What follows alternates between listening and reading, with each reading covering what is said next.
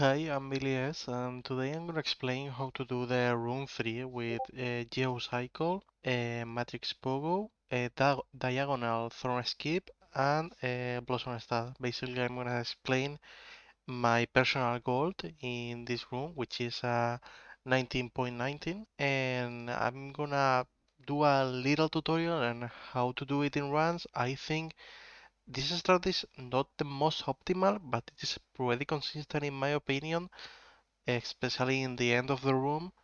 So let's talk about it. First, we start off with the C dash after the run 2. Here, the point is to do the pogo in the statue as far as right as possible without pressing the right button. Like, since you cancel the C dash, you have to press right all the time, but you cancel it and out early, so you pogo the statue and right on it. So you can see here, for example, if I go frame by frame, how I do the pogo like in the right side of the statue. That's pretty important to do it as right as possible. It gives you more speed beyond all the cycle. So after that, you gain the height of the pogo itself and do the dash with the wings here. You normally end in the bottom part of the platform, and here you do a full jump into a really short wings to the first platform. There are a lot of setups to do this part, and but this is the most optimal and probably the most consistent one. You do a wall jump here, then another wall jump. All of these wall jumps are as short as possible and really fast wall jumps. Here you do a small wings to land right in this visual clue in this thing at the wall. So after that you wall jump, and you need this wall jump to be as close as the thorn as possible. Look how close I am to getting hit. This is really, really, really important. It's the most important thing in the first part of the thorn skip. If you are not high enough, you can reach the saw, so you can in an altitude enough to reaching the next platform only with the bow, and doing wings there is really slow, and you're probably not gonna get a diagonal thorn skip and not a Yihou cycle. So do the jump, and I personally like a technique for timing the saw. This is not necessary. You normally see people doing the wall jump and instantly going right and stay right in this line, but instead I like to do a full neutral jump and then a full wings to the left. So for me, it's easier to time this out with that method, but it's not necessary. So you do the pogo really as soon as the saw reaches you.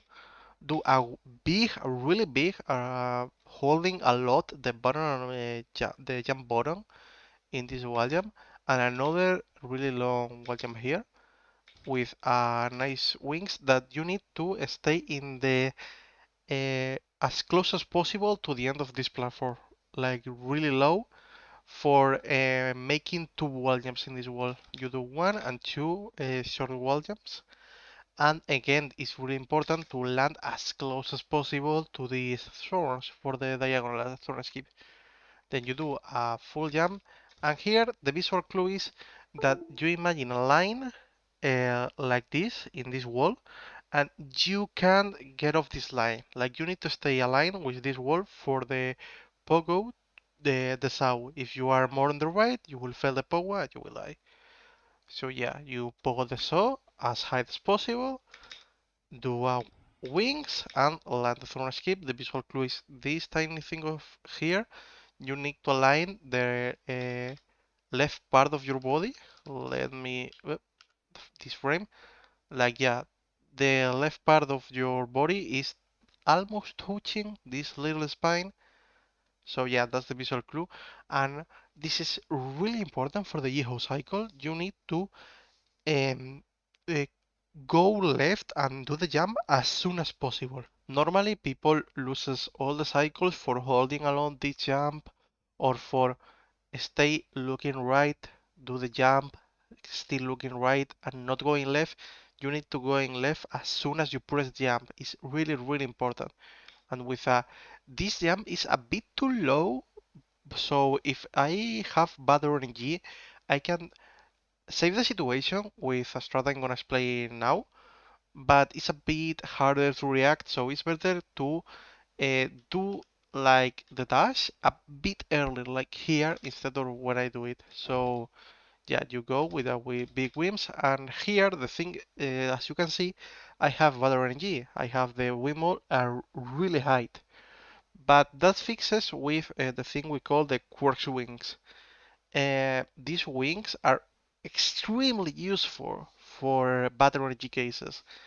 The thing is that since you are a shadow cycle locked, because you need to shadow lock in the next dash, no matter what you do here, if you reach the point when you get the shadow dash, you don't lose time like a normal shadow cycle lock.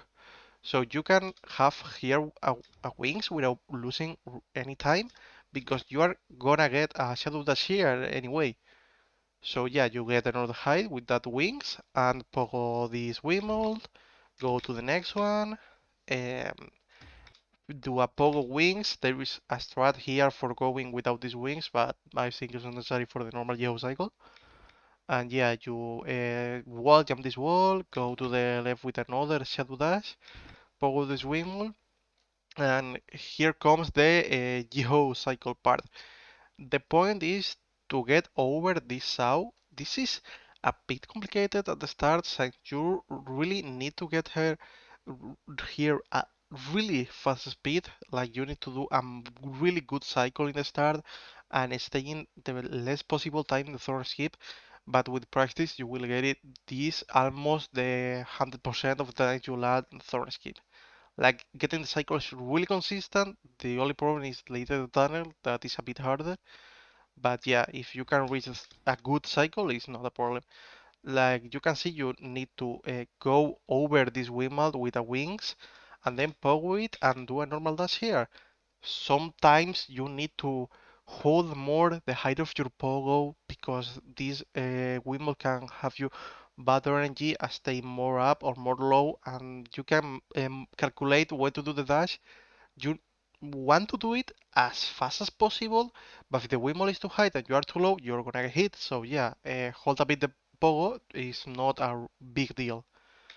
Here you do a pogo shadow dash.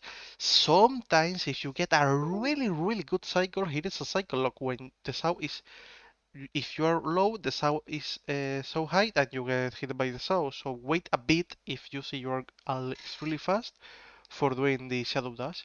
So yeah, you do the shadow dash and you start the tunnel. The thing is always doing like a straight line in all the pogo dashes. Like you do a pogo dash as high as possible here. A lot of times you're gonna get hit by this saw because being too high, but that's okay. That is not a real problem. It's all comes to practice.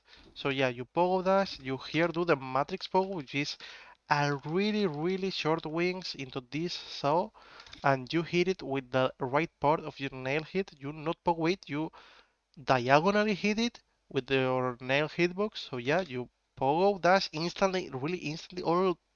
All these pogo dashes need to be really instantly. So yeah, you pogo dash here. You can here to be a bit safer, let you fall more. You don't have to be really close to this saw. So yeah, you pogo dash, and here comes the blossom strat part. This blossom strat, there is a new setup for the blossom strat, which is would make it more consistent. And I'm gonna explain both ways, but the one I do in the clip is the old way, and the one I use it to do. So yeah, maybe I have a little fails explaining the new method. The thing is that you pogo this, get all the height you can with this pogo and the wings before, so you touch this wall. It's really important. And yeah, here the thing with the new setup is that you don't need all this height because you here do wings, but I don't do that. Here you can do the wings and get the height here, but I get it in the start. So yeah, you get a lot of height, and when you reach this pogo, you will be a really high spot, but enough to the left to not touch this wall. So yeah, you get the height of the pogo, you get big wings, and you don't need to wall jump this wall, and you can land directly on the ground. After that, you jump as soon as possible. I here walk a bit, which is I think it's a bit slower, but it's not something we tested a lot. And here you just do a wall jump and a wings to the next room. There is here a setup when you can wall jump this wall and wall jump this wall and go to the next room with a wings. Is faster, but it's a lot more complicated. I don't recommend it for runes unless you are trying to get like the world record with Thorn skip or something like that. I don't think it's worth at all for almost every level. But yeah, this is how I do the rune 3. I hope you guys understand the theory behind all these concepts and all the strats in Rune 3. There are a lot of other strats with or skip, but I will cover those in other tutorials. So yeah, thank you for watching and good luck with the ranks. Bye.